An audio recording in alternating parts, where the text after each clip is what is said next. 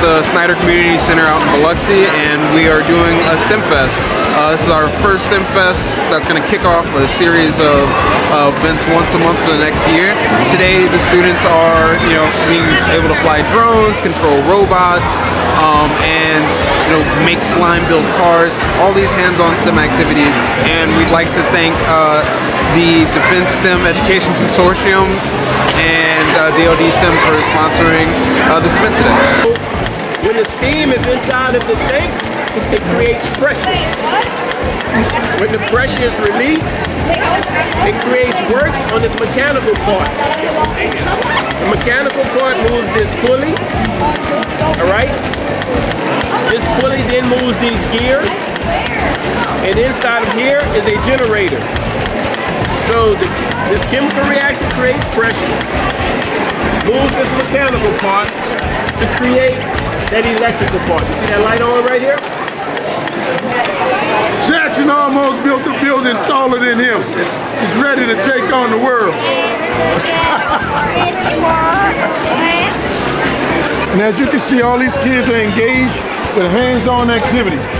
We want all the parents to know and educators to know that hands-on means mind-on.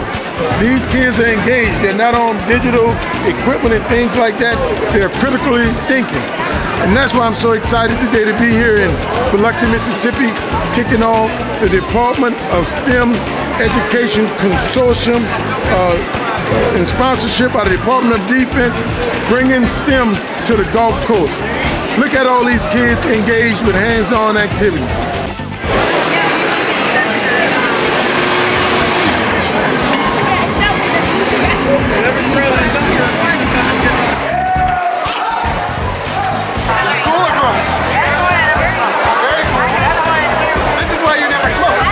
So I've walked into an environment where I've seen kindergartners through definitely middle school and probably some young high school learning about the hands-on world that we can live in every day.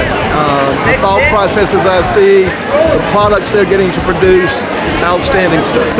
The making section over on the wall, where they call it make and take section on the wall, where they begin with a block and they build a vehicle all the way through with all the things that are added to it. I also like the emphasis on robotics that we've seen on the display floor as well. So two really great activities for kids to do that they probably won't do at home.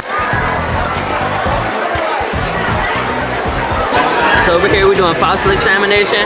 They're sifting and filtering through the sand and rocks, and they're matching any of the fossil rocks that they find. Like this one right here, we have an auditor shark tooth, and they've been sifting through. We got right here petrified wood. They're just learning about the different type of fossils and rocks we have, matching the pictures.